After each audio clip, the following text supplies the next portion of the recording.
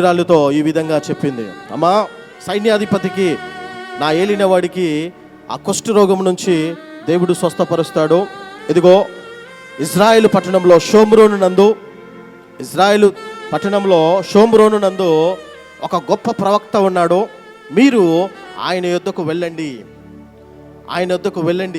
ఆయన మీకు ఏం చేస్తాడంటే ఆ ప్రవక్త ఈ కుష్ఠవ్యాధిని స్వస్థపరచగలడు. హల్లెలూయా.